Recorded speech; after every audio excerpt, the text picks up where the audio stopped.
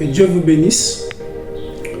En ce jour, nous allons parler sur l'imposition des mains. Je dis bien imposition des mains.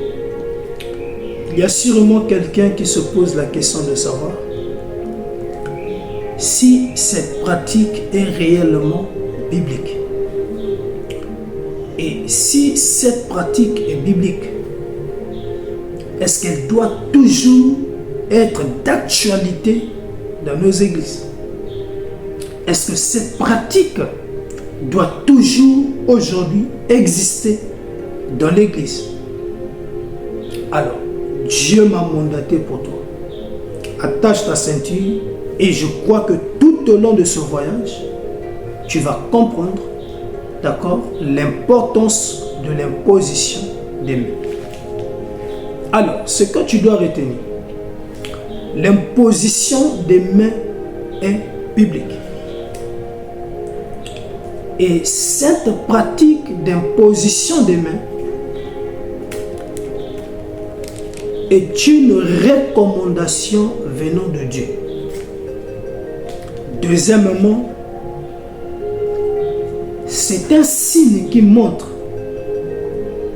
ou qui confirme un serviteur de Dieu. C'est un signe qui confirme les instruments de l'Éternel. Marc 16, 17 à 18. Voici les signes qui accompagneront ceux qui auront cru à mon nom. Qui le dit, c'est Jésus. Ils vont chasser les démons et ils vont imposer les mains sur les malades et les malades seront guéris. Donc l'imposition des mains est un signe, est une promesse, mais c'est aussi un moyen de confirmer un instrument de l'Éternel. Dans l'ancienne alliance, cette pratique a existé. Et si tu prends Lévitique chapitre 3, tu verras exactement que ce chapitre-là traite sur la notion des sacrifices, des offrandes, mais également sur l'acte de poser ses mains sur un animal ou sur des choses pour d'autres passages bibliques. Et dans Actes chapitre 9 de la Nouvelle Alliance, on voit là comment Ananias va imposer les mains sur Saul de Tarse et par la suite il va recouvrir la vue. Il va poser ses mains sur les yeux de Saul de Tarse. Là tu comprends, bien aimé, que l'imposition des mains est réellement biblique. Et cette pratique-là doit toujours être d'actualité dans les églises. Et tu vas le comprendre tout à l'heure. Maintenant, j'aimerais marteler sur quelques points. On dit imposition des mains, c'est-à-dire voilà mes mains. Et lorsqu'on parle d'imposition des mains, donc je pose mes mains. Alors c'est différent de ce que nous sommes en train de voir dans nos églises aujourd'hui. Parce qu'on a quitté l'étape de l'imposition des mains seulement. Nous sommes arrivés à l'âge où on impose maintenant les pieds. C'est-à-dire qu'il y a des hommes de Dieu qui posent maintenant les pieds sur les fidèles ou les adeptes. Et ces gens-là ne se limitent pas seulement là, mais ils vont plus loin. Pendant le service, il prend les fidèles, il les fait dormir au moins au nombre de 10. Et il piétine maintenant sur les fidèles. Bien aimé, personnellement, je ne suis pas convaincu de ces pratiques. Ça, ce n'est pas de Dieu. Comment tu vas piétiner sur les gens? En fait, là, il vous dit carrément que vous n'êtes rien devant lui. Il vous humilie, il vous minimise. Écoutez, on dit imposition des mains et non marcher sur les fidèles. Imposition des mains et non imposition des pieds. Écoute, je ne suis pas contre l'orientation du Saint-Esprit, mais que la chose devienne une doctrine pour toi, quelque chose qu'on doit remarquer de manière continue dans ton ministère, là, ce n'est plus de Dieu. Vraiment, excusez-moi, ça, c'est pas de Dieu. La Bible dit imposition des mains. J'aimerais avancer le pied plus loin. Attache ta ceinture. On voit aujourd'hui dans nos églises des prophètes qui font des pratiques genre, qui couchent maintenant sur des sœurs, dans le but, d'accord, d'opérer un miracle, soit une délivrance ou une guérison. Tout simplement parce que Élisée pouvait se coucher sur l'enfant de la femme sunamite. Donc eux, ils ont quitté l'étape de l'imposition des mains pour l'étape de coucher sur la sœur. Et si vous le remarquez, ces prophètes-là ne le font pas de même sexe, c'est-à-dire d'homme à homme, ils couchent sur son frère homme. Non, c'est toujours avec le sexe opposé. Bien aimé, ça là, ce n'est pas une pratique, d'accord, qu'on pourra dire qui doit avoir lieu. Même vous-même, on va se gêner quand même. Un homme qui couche sur la femme de quelqu'un parce que cette femme-là a besoin d'une délivrance. Non, et c'est pas normal, c'est pas juste, c'est pas clair. Élisée l'a fait une seule fois dans son ministère. Mais vous, cela est devenu une pratique continue dans vos églises. Bien-aimés, ces prophètes-là, ce sont des sexologues, bien-aimés. Ce sont des amoureux du sexe. Ce sont des gens qui sont accros au sexe. Et en montant sur vous, mes soeurs, ils établissent là un contact avec vous. Et fin de fin, ça finira à l'hôtel ou ça finira chez le daddy. Et par la suite, c'est la grossesse du daddy et il y aura là des problèmes dans ton foyer. Donc, bien aimé, on a dit imposition des mains et non que le prophète puisse te coucher sur toi. D'accord? Alors, on va aller encore plus loin. Il y a là un prophète. D'accord? Il était en plein service et par la suite, il reçoit un réma. Non, il y a une sœur ici qui est vraiment insatisfaite dans son foyer. Elle ne fait que pleurer parce que sur le point de vue sexuel, elle n'est pas vraiment, elle est insatisfaite. Et son homme est impuissant. Et donc, de là où tu es, de là où tu m'entends, en tout cas, ne rate pas ta visitation. Viens toucher mon corps d'homme. Parce que je sens que je dois transmettre l'érection à ton mari. De là où se trouvait la sœur, elle s'est levée pour aller vers le daddy à l'hôtel et toucher le corps d'homme du daddy en plein culte. Un culte télévisé en ligne. Elle a touché le corps du daddy. Tout simplement parce que le daddy a dit, touche, je vais transmettre l'érection à ton mari. Bien-aimé, ça c'est quel type de pratique? Ça c'est quelle pratique dans nos églises? Bon, ça je ne sais comment on va l'appeler, mais moi ce que je reconnais, c'est l'imposition des mains. Et cette pratique-là est biblique. Mais aussi, il y a des bénéfices derrière cette pratique, mais il y a aussi c'est-à-dire que des choses maléfiques derrière cette pratique. Donc tu vas le comprendre tout à l'heure au cours de notre voyage. Alors, c'est quoi donc l'imposition des mains? Alors, tu dois retenir que l'imposition des mains ne se limite pas seulement aux hommes ou aux personnes. Mais cette pratique est beaucoup plus élargie. On peut la pratiquer même sur des objets, sur des choses. On pouvait voir comment les apôtres pouvaient transférer l'onction dans les pochettes. Et on pouvait voir comment les gens étaient impactés tout simplement parce qu'il y avait eu transfert de l'onction vers les choses. Au temps de Moïse, on pouvait oindre également le tabernacle et poser même les mains sur certaines choses ou certains objets. Donc, ici, on va définir donc l'imposition des mains comme étant l'action de poser, d'étendre les mains sur quelqu'un ou soit sur quelque chose dans le but de bénir, guérir et de lui conférer un pouvoir. Dans le but de bénir, de guérir ou de transmettre un pouvoir spirituel. Et vous allez remarquer dans la pratique, le plus souvent, on prend ces deux mains qu'on pose sur la tête d'une personne. Oui, c'est vrai que deux fois, on peut mettre sur les épaules, mais le plus souvent, c'est sur la tête. D'accord?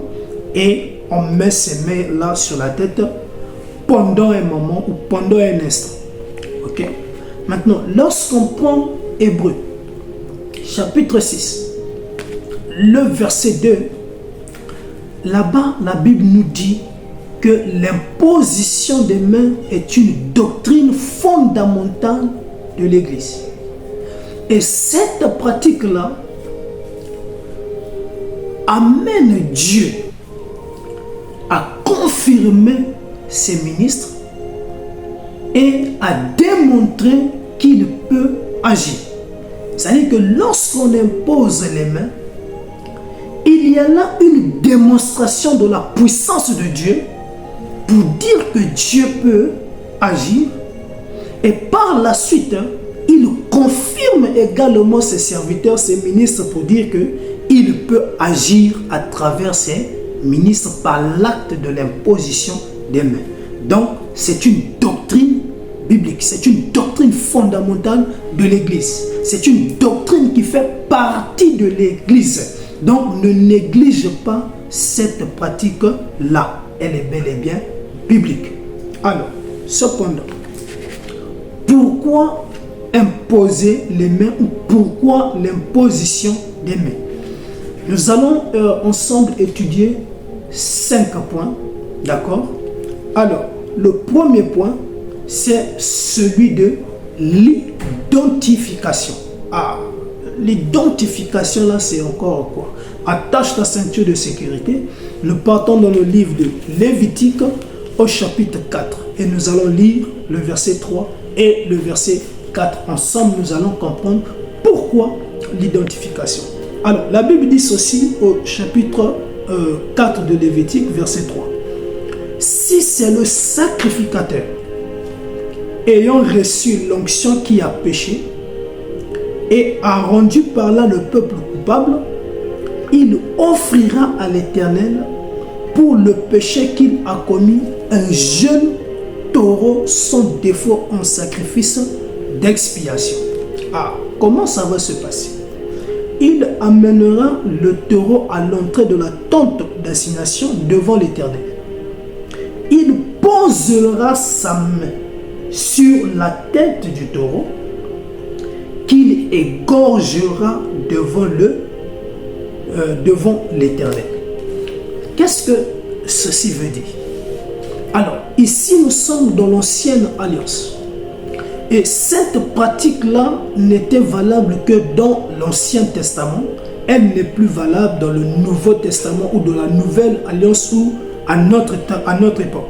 Ou à ce temps où nous sommes en train de vivre, cette pratique n'est plus d'actualité. Mais j'aimerais que tu puisses prendre une information très capitale ici. On a parlé de l'identification. Alors, Romains 6, 23 dit: le salaire du péché, c'est la mort. Donc, quiconque pêche doit mourir. Quiconque transgresse la loi de l'Éternel doit mourir. Quiconque commet un acte contraire à la volonté du Seigneur doit mourir. Et donc, eux aussi, ils avaient la connaissance de cette pratique. Alors, qu'est-ce qui se passait à son temps? Lorsque quelqu'un commettait un péché, cette personne pouvait être un adepte ou encore un sacrificateur. Lorsqu'il commettait un péché, il prenait un animal qui pouvait être un taureau, l'agneau, un bélier ou soit les boucs. Il prenait un animal et il se présentait devant l'animal. Et par la suite, il posait sa main sur l'animal. De telle sorte que l'homme s'identifiait à l'animal. C'est-à-dire que l'animal devient cet homme-là qui a péché. Moi, j'ai péché, je prends un animal. L'animal-là devient moi. Tout simplement parce que celui qui pêche meurt. Donc l'animal-là doit mourir à ma place. Maintenant, comment cela va se faire? Je prends cet animal, je le mets devant moi et je pose là ma main sur l'animal. Par la suite, je vais transférer mes péchés à l'animal. Donc tout ce que moi j'ai fait comme péché, je transfère à l'animal, je transmets mes péchés à l'animal et donc l'animal devient moi. Et par la suite, on tue l'animal. Le salaire du péché, c'est la mort. Donc l'animal là doit mourir à ma place. Donc, ce que tu dois retenir comme information, lorsqu'on établit, bien aimé, lorsqu'on pose la main sur cet animal, il s'établit un contact entre l'animal et l'homme. Et l'homme a ce pouvoir de transférer ses péchés dans l'animal. Il y a une connexion spirituelle. Et j'aimerais dire quelque chose. Lorsque tu prends 1 Timothée 5, 22, la Bible dit: ne te précipite pas de poser ou d'imposer tes mains sur quelqu'un de peur que tu ne participes à son péché. Donc ça veut dire quoi? Ça veut dire que lorsque tu poses là ta main sur quelqu'un, il s'établit un contact entre toi et la personne. C'est-à-dire entre moi qui pose la main et la personne que j'ai imposé la main. Ce qui revient à dire, moi j'ai la capacité de transférer quelque chose à cette personne, comme aussi cette personne à qui j'ai imposé les mains peut aussi me transmettre quelque chose. Donc ce que tu dois retenir, c'est que par la pratique de l'imposition des mains, il s'établit un contact spirituel. Et par ce contact, l'on peut se transmettre beaucoup de choses. Raison pour laquelle, ma soeur, mon frère, tout le monde n'est pas appelé à t'imposer les mains. Et tu ne dois pas donner ta tête à tout le monde. Tout simplement parce que, en donnant ta tête à quelqu'un, il s'établit un contact direct. Comme ce contact-là peut être bénéfique pour toi, comme il peut aussi être maléfique pour toi. C'est-à-dire, ce contact peut te faire du bien, comme également ce contact peut devenir source de tes malheurs. Donc, fais très attention et tu dois savoir à qui tu donnes ta tête. Celui qui doit t'imposer les mains doit être quelqu'un dont tu as une conviction au fond de ton cœur, où tu dis que celui-là est vrai. Je sais qu'il sert un Dieu vivant, je sais qu'il est réglo, je sais qu'il est pur. Lui là, il peut mettre ses mains sur ma tête. Mais bien aimé, quand tu n'es pas convaincu de la personne, ça ne sert pas de donner ta tête. Parce que là, tu peux regretter par la suite. Donc voilà l'information capitale. Je voulais que tu puisses retenir. On parle d'identification. Donc l'homme s'identifiait à l'animal. Donc moi, je peux être de mauvais cœur. Je peux m'identifier à toi et je te transfère mes problèmes, je te transfère mes soucis. Et c'est alors que je pourrais là nuire totalement à ta vie. Donc beaucoup de gens, d'accord, ont perdu leurs étoiles tout simplement parce que des prophètes de mauvaises intentions leur avaient imposé les mains pour étouffer leur étoile, pour éteindre leur étoile et pour voler la lumière qui s'y trouvait dans leur vie. Et aujourd'hui, leur vie est devenue malheur, malheur, malheur. Tout simplement parce que tu avais donné ta tête à quelqu'un qui ne méritait pas de t'imposer les mains. D'accord? Et donc, voilà comment cette pratique-là avait lieu. On transférait les péchés à l'animal et l'animal était tué à la place de l'homme. Et raison pour laquelle vous allez remarquer dans la nouvelle alliance, quand Jésus arrive, Jésus est identifié également à un animal. Jean chapitre 1, verset 29. Voici l'agneau de Dieu qui ôte le péché du monde. Jean-Baptiste dit que Jésus était un animal. Et Jésus étant un animal, il doit aussi passer par le processus d'identification. C'est-à-dire, il doit être identifié à nous. De telle sorte que nous maintenant, qu'on puisse transférer, qu'on puisse transmettre nos péchés à la personne de Jésus. Et Jésus étant cet animal-là, c'est cet animal qui sera donc tué par la suite pour le pardon de nos péchés. Raison pour laquelle Christ s'est livré à la croix. L'agneau a été tué à la croix pour le pardon de nos péchés. Raison pour laquelle cette pratique-là n'est plus d'actualité. Car aujourd'hui, si tu veux implorer le pardon de Dieu, demande-le tout simplement. Car par l'œuvre accomplie et achevée de Christ, par son sang qui a coulé au mont Golgotha, nous avons le pardon. Donc, ce que tu dois retenir comme information, c'est que par l'imposition des mains, il s'établit un contact. Et ce contact est spirituel. L'on peut se transmettre des choses. Alors, pourquoi imposer les mains? Deuxième point que nous allons étudier, d'abord, c'est pour transmettre des bénédictions. C'est pour la transmission des bénédictions. Nous allons prendre un cas dans l'Ancien Testament, un cas aussi dans le Nouveau Testament.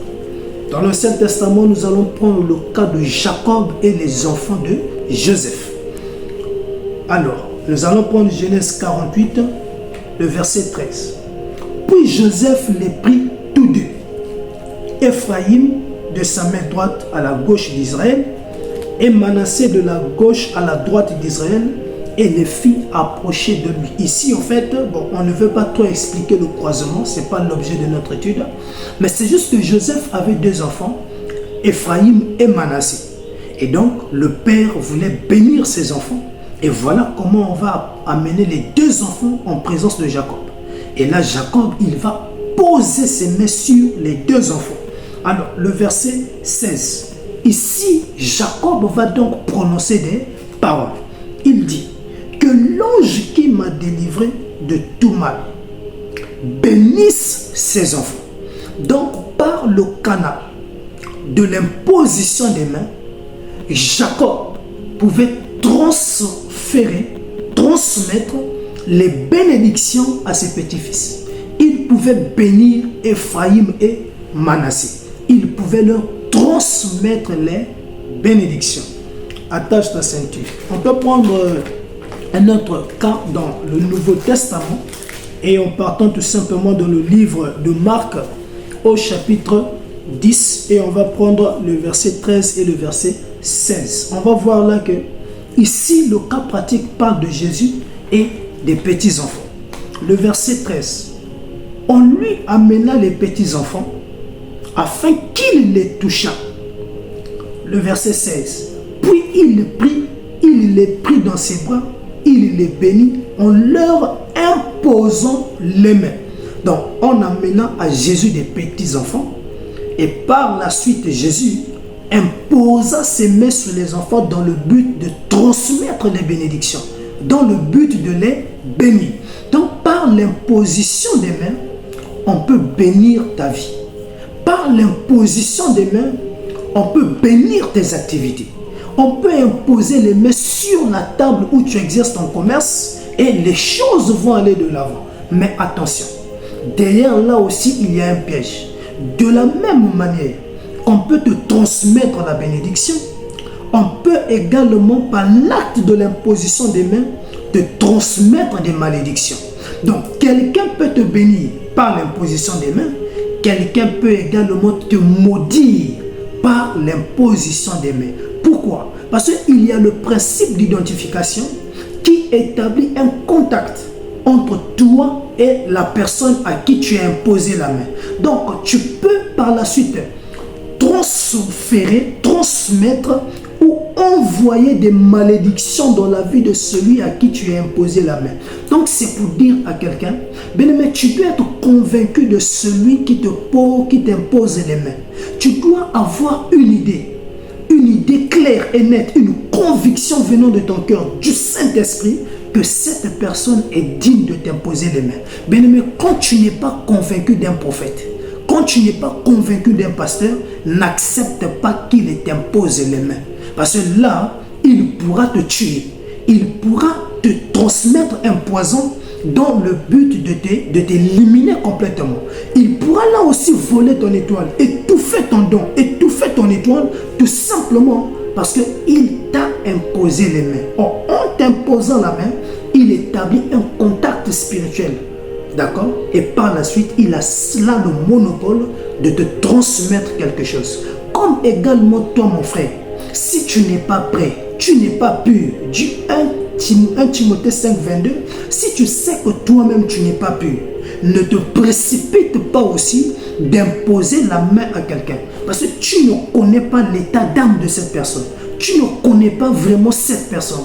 Et donc, si tu es faible, la même personne à qui tu as imposé la main peut te transmettre un poison. Il peut aussi étouffer ta vie. Il peut aussi te transférer une malédiction et par la suite, ta vie devient un chaos total. Donc, il faut faire très attention. D'accord? Raison pour laquelle il y a une sœur qui était venue me voir pour me parler d'une histoire. Au fait, elle ne se sentait pas bien. Elle s'est dit que je dois aller auprès du daddy, que le prophète puisse prier pour moi. Elle est allée vers le prophète. Le prophète l'a dit, mets-toi à genoux, je vais prier pour toi. Le prophète a pris ses deux mains et l'a mis sur la tête de la sœur. Et là, il a proclamé des paroles. Alors, une semaine, 2 semaines, tout allait bien. Mais dès que la sœur a entamé la 3e semaine, elle ne faisait que voir le prophète dans ses rêves. Et quand le prophète venait, c'était pour coucher avec elle. Et au réveil matinal, elle se réveillait avec des sémences. Donc, la vie de cette sœur-là, d'accord, a sombré depuis que le prophète avait mis les mains sur sa tête. Et donc, le prophète est devenu pour elle un mari de nuit. Donc, le prophète s'est infiltré comment? Mais c'est par le canal de l'imposition des mains.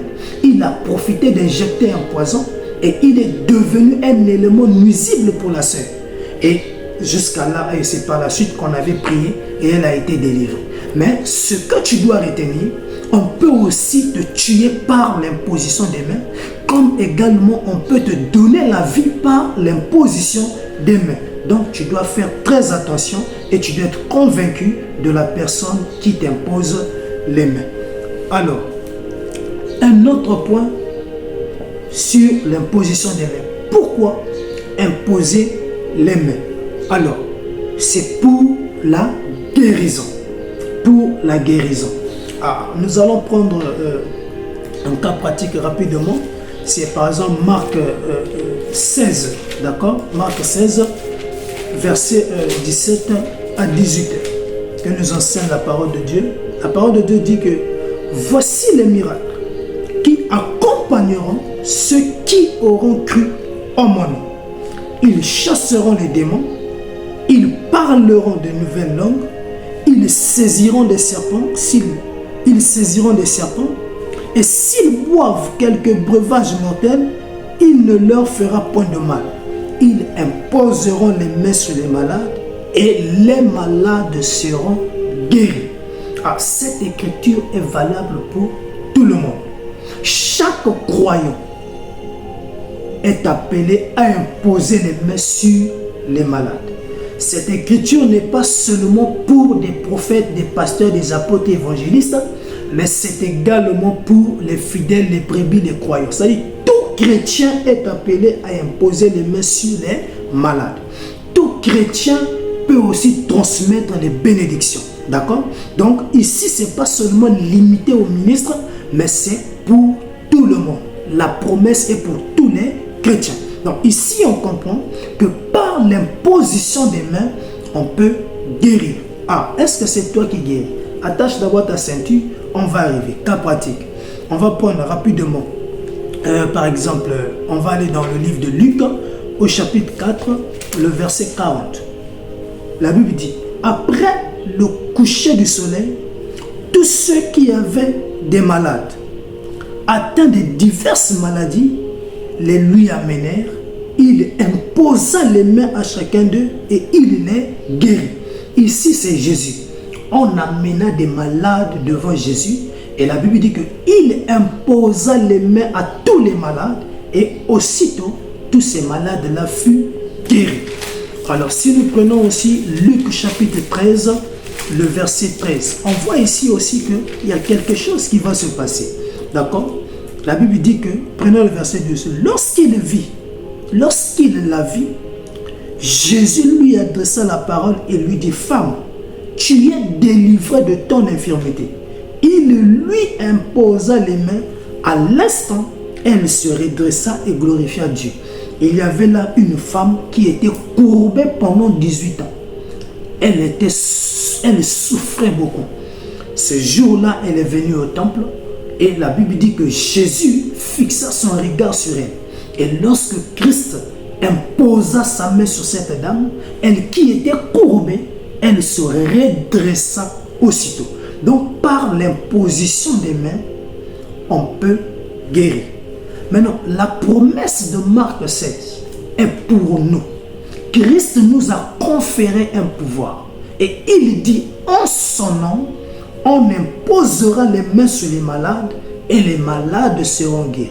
Pas au nom du daddy, pas au nom de l'oncle, pas au nom de ta petite amie, mais au nom de Jésus. Alors ça veut dire, quand tu imposes là ta main sur une personne, il y en a un contact spirituel entre toi et la personne.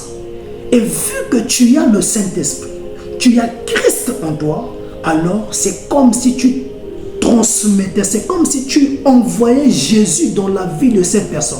Oh, j'aimerais dire que quand Jésus était en train de marcher, il y avait là derrière Jésus la femme à la perte de sang. Cette femme-là pouvait toucher le bout de vêtement de Jésus. La Bible dit que Jésus sentit qu'une vertu quitta son corps. Ça veut dire quoi? Lorsqu'il y a contact entre toi et une autre personne, en réalité, il y a quelque chose qui se passe. Il y a un transfert qui se passe. Et moi-même, je l'ai remarqué dans mon ministère.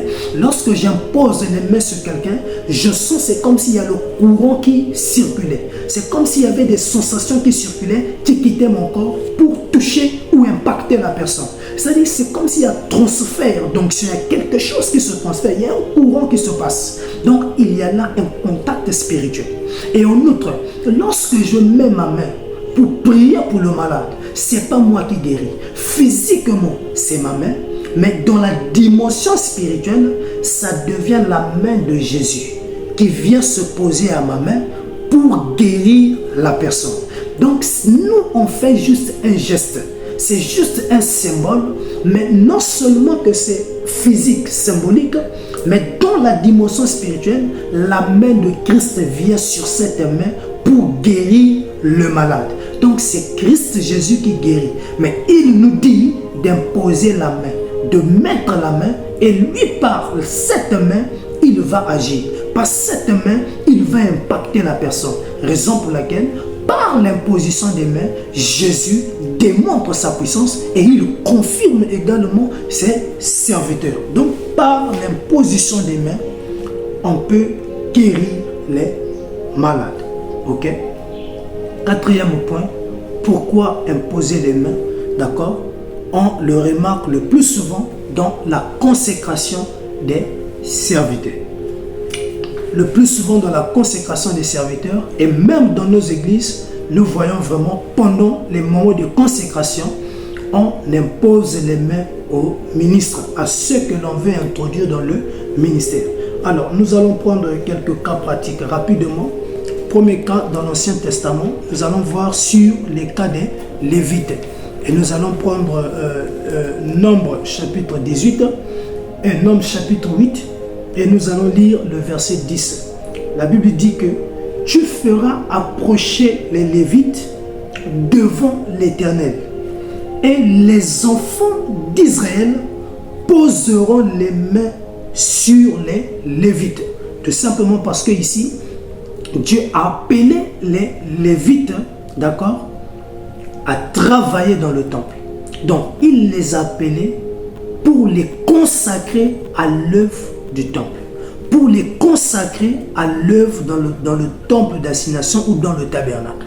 Mais cependant, avant qu'ils ne commencent à exercer, il faut les consacrer. Donc la consécration, c'est cet acte-là qui consiste à conférer une autorité et un pouvoir spirituel, d'accord, à un individu. Donc pour le cas des Lévites, on leur imposa les mains dans le but de leur introduire dans le ministère. Donc raison pour laquelle, pendant les phases de consécration, on impose les mains, d'accord, à ceux qui veulent rentrer dans le ministère. En posant la main, il y a là transfert de grâce, il y a transfert d'autorité, il y a là transfert d'un pouvoir spirituel qui va permettre à cette personne de mieux exercer son ministère. On lui transmet en fait des aptitudes, d'accord, qui vont l'aider à exercer, à bien exercer son ministère. Il va obtenir là un pouvoir qui va l'aider normalement à mieux exercer sa fonction dans le tabernacle. Raison pour laquelle on procédait par ce rituel. Et jusqu'aujourd'hui, ce rituel est toujours d'actualité. Donc, il fallait que les Lévites soient placés devant le peuple et par la suite que le peuple pose les mains sur eux d'après les recommandations de l'Éternel afin que les Lévites commencent leur état présent de leur ministère. Alors, nous allons prendre un deuxième cas. C'est dans le livre des Actes au chapitre 13. Acte 13. Alors, nous allons prendre les 3 premiers versets et nous allons voir ensemble comment, d'accord, ici aussi, on va introduire Paul et Barnabas dans le ministère. Alors, la Bible dit ceci: il y avait dans l'église d'Antioche les prophètes et des docteurs. Barnabas, Siméon appelé Niger, Lucius de Cyrène, Manathène qui avait été élevé avec Hérode, le tétrarque, et Saul. Pendant qu'ils servaient le Seigneur dans leur ministère et qu'ils jeûnaient, le Saint-Esprit dit: mettez-moi à part Barnabas et Saul pour l'œuvre à laquelle je les ai appelés. Alors, après avoir jeûné et prié, ils leur imposèrent les mains et les laissèrent partir. Le Saint-Esprit a appelé Barnabas et Saul pour une mission quelconque. Ils ont été mis à côté, consacrés pour l'œuvre. Mais avant leur départ, les anciens imposèrent les mains sur eux dans le but de leur transférer des aptitudes, pour leur transférer des capacités afin de mieux mener leur mission. Donc, c'est-à-dire qu'on leur confère des aptitudes pour exercer une fonction, pour mieux exercer leur fonction. On leur transmet un pouvoir spirituel pour qu'ils aient aussi autorité. Vu que les esprits sont soumis, par exemple, aux anciens, de la même manière, on dit aussi que lorsqu'on te consacre, il est temps que les mêmes esprits qui sont soumis à nous puissent aussi se soumettre à vous. On vous présente là dans le monde des esprits, afin que les mêmes esprits qui nous sont soumis puissent aussi se soumettre à vous. Donc il y a transfert d'un pouvoir spirituel. Et c'est exactement dans le domaine prophétique. C'est-à-dire que le prophétique est un esprit. D'accord? Et lorsque tu opères dans le prophétique, tu dois opérer dans certaines dimensions. Donc il faut que tu aies une couverture dans le domaine. Donc lorsque quelqu'un du prophétique t'impose la main pour faire un transfert de grâce, c'est une manière pour lui de dire: il est temps que toi aussi, que tu domines dans le monde des esprits. Les mêmes esprits qui nous sont soumis puissent également se soumettre à toi. On te présente publiquement pour dire que les mêmes esprits qui se soumettent à nous puissent te reconnaître et sache qu'à partir d'aujourd'hui que tu n'es plus la même personne. Et il est temps que ces esprits se soumettent à toi.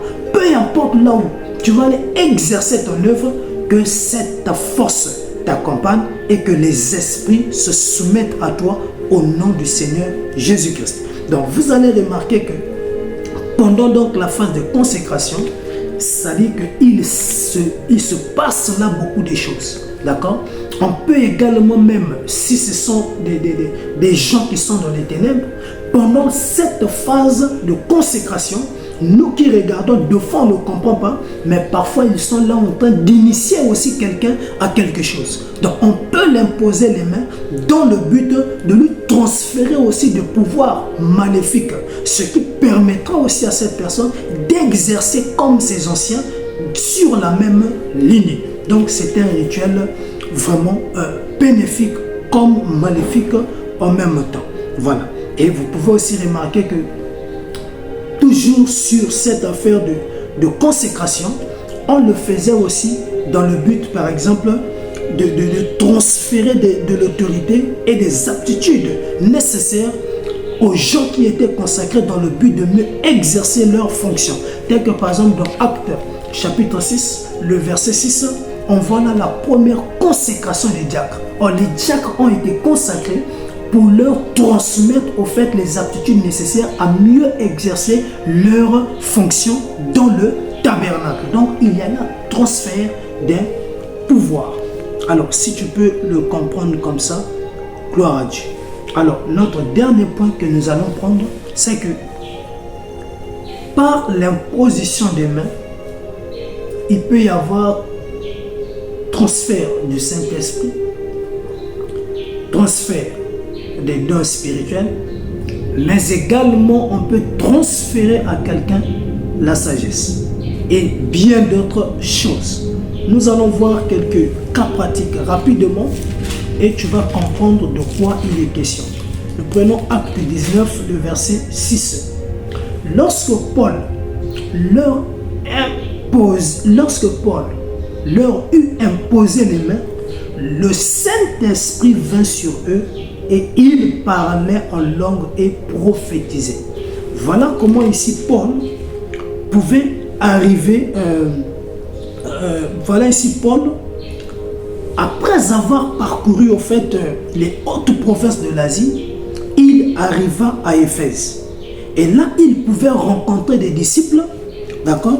Et ces disciples-là, il pouvait leur demander: est-ce que vous avez reçu le Saint-Esprit quand vous avez cru?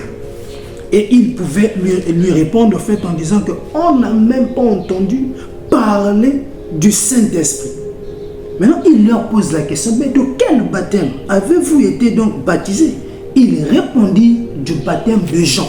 C'est alors par la suite que Paul pouvait imposer les mains à ses disciples et la Bible dit il pouvait recevoir le Saint-Esprit par l'imposition des mains de Paul. Alors, si nous prenons par exemple, si nous prenons Acte chapitre 8, le verset 17, nous voyons également ici aussi que alors Pierre et Jean leur imposèrent les mains et ils reçurent le Saint-Esprit. Donc par l'imposition des mains des anciens, tu peux recevoir le Saint-Esprit. De la même manière qu'on peut t'imposer les mains pour une transmission d'onction. Donc, quelqu'un, un ancien, ou ton père, un mentor, peut t'imposer les mains dans le but de te transmettre une grâce particulière. Il peut transmettre l'onction, comme également il peut prier pour toi et que tu sois baptisé du Saint-Esprit. D'accord? Ensuite, on peut prendre par exemple un autre cas, c'est dans 1 Timothée, chapitre 4. 1 Timothée, on peut prendre dans 1 Timothée, chapitre 4, le verset 14. Et ici aussi, la Bible nous enseigne quelque chose d'extraordinaire. 1 Timothée 4, verset 14. Ne néglige pas le don qui est en toi et qui t'a été donné par prophétie avec l'imposition des mains de l'assemblée des anciens. Ah, ça veut dire ici que il est dit, voilà Tite, ou voilà Timothée, j'allais dire, qui veut rentrer dans l'état présent de son ministère. Les anciens sont venus et par la suite, les anciens ont imposé leurs mains sur lui. En imposant les mains sur lui, ils ont là transmis les dons spirituels à Timothée. Et non seulement transmis, en outre, ils ont activé les dons qui sommellaient en lui. Ils ont réveillé les dons qui sommellaient en lui. Donc, par l'imposition des mains d'un ancien, il peut activer tes dons spirituels, comme aussi il peut éteindre tes dons spirituels. Donc, tu dois savoir à qui tu donnes ta tête. Et nous allons voir, par exemple, dans 2 Timothée, chapitre 1, le verset 6. On va voir ici que Paul, toujours avec son fils Timothée, il dit, c'est pourquoi je t'exhorte à ranimer le don de Dieu que tu as reçu par l'imposition de mes mains. Ça veut dire quoi? Ici, le don a cessé de fonctionner. Maintenant, Paul lui dit, il est temps qu'on puisse activer à nouveau. Il est temps qu'on ramène ce don mort à la vie. Il est temps que ce don, le don qui opérait en toi et qui a cessé de fonctionner, puisse fonctionner à nouveau. Et qu'est-ce qu'il va faire? Il dit, tu dois ranimer ce don par mon imposition des mains. Donc en d'autres termes, si Paul impose sa main sur Timothée, tous les dons qui s'étaient refroidis, tous les dons qui ne se manifestaient pas, tous les dons morts sont capables de ressusciter, reprendre vie, afin que Timothée continue encore à exercer, d'accord, dans son don. Donc c'est pour dire, par l'imposition des mains, on peut activer les dons spirituels, comme aussi on peut désactiver les dons spirituels, d'accord. Tu peux recevoir l'onction, tu peux recevoir une grâce, comme quelqu'un peut étouffer le don, d'accord, que tu as reçu, ou les dons que tu as. Quelqu'un de mauvais cœur, qui sait que tu opères dans un domaine bien précis, où Dieu t'utilise, mais vu que lui, il est dans la sombreté, et lorsque tu permets que cette personne te touche, il s'établit en contact. Il a la capacité d'injecter un poison pour étouffer ton don spirituel. Ne donne pas ta tête à n'importe qui, d'accord. Nous allons prendre par exemple, si vous partez dans Deutéronome chapitre 34 par exemple, là aussi il y a quelque chose de très important, très capital qu'on pourra découvrir nous tous. Deutéronome 34, précisément le verset 9. La Bible dit ceci: Josué, fils de Nun, était rempli de l'esprit de sagesse, car Moïse avait posé ses mains sur lui. Ah, ça veut dire que Moïse pouvait dire à Josué de s'agenouiller et lui imposer les mains. Et la Bible dit, lorsque Moïse l'imposa les mains, il pouvait l'introduire dans le ministère, c'est-à-dire une manière de le consacrer comme prophète à sa place. Et par la suite, la Bible dit qu'il lui aussi transfère de l'esprit de sagesse. Donc, par l'imposition des mains, on peut te transférer la sagesse qui va te permettre de mieux te guider, mais également de mieux guider le troupeau que Dieu t'a donné. Voilà donc, bien-aimé, par l'imposition des mains, on peut transférer des grâces. Maintenant, attache ta ceinture. Ici, c'est un conseil que je veux te donner. Et ce conseil-là, c'est dans 1 Timothée, chapitre 5, le verset 22. Que dit la parole de Dieu pour terminer? La Bible dit ceci au verset 22. N'impose les mains à personne avec précipitation et ne participe pas au péché d'autrui. Toi-même conserve-toi pur. Ça veut tout simplement dire que tout le monde est appelé à imposer les mains. Mais celui qui impose les mains doit d'abord se rassurer que lui-même il est pur. Il vit la parole et il marche selon les directives du Saint-Esprit.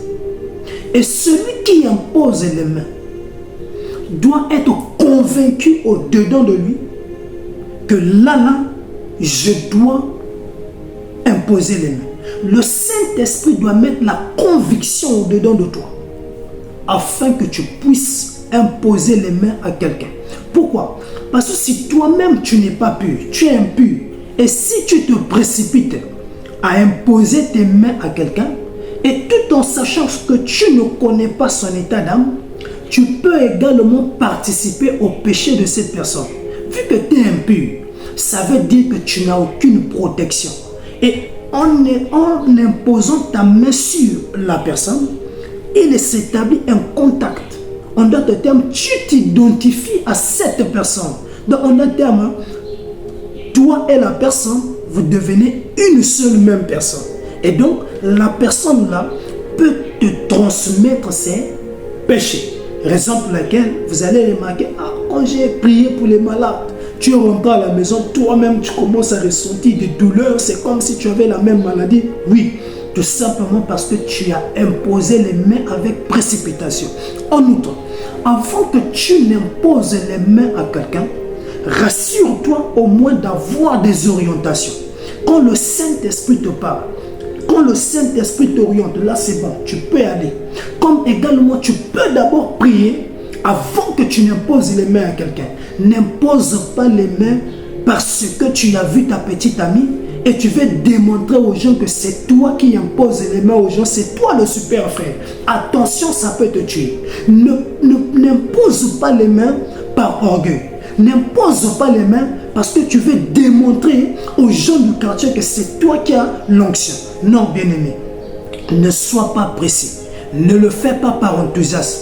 Ne le fais pas par orgueil, mais fais-le parce que le Saint-Esprit t'a convaincu.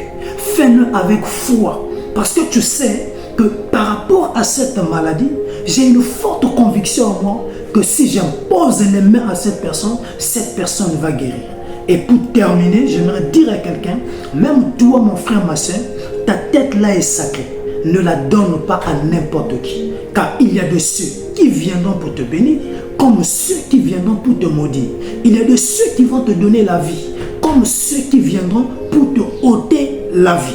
Il y a de ceux qui vont permettre que tu t'éveilles, que ton esprit soit éveillé, que tes yeux s'ouvrent. Il y a de ceux qui vont t'aider, que les dons spirituels se manifestent. Mais comme ceux qui viendront étouffer les dons, étouffer ton étoile, comme ceux qui viendront bloquer les choses, afin que tu ne puisses pas exceller dans ton ministère. Donc fais très attention à qui tu donnes ta tête. Et pour toi qui veux prier pour les malades, rassure-toi d'être pur. Rassure-toi d'avoir une bonne communion avec le Saint-Esprit. Car le Saint-Esprit serait en train de te donner des orientations et il te dira comment tu es censé opérer. D'accord? Vraiment, si tu mets cela en pratique, en tout cas, tu seras en train de témoigner la grandeur de l'Éternel. Et donc, pour terminer, l'imposition des mains est biblique. L'imposition des mains est une doctrine de l'Église. Donc, cette doctrine-là est d'actualité et on doit aussi pratiquer cette doctrine dans nos églises. Donc, lorsque les anciens t'imposent les mains, c'est pour t'ajouter un surplus afin que tu puisses mieux opérer dans ton ministère. Que Dieu vous bénisse. Merci beaucoup.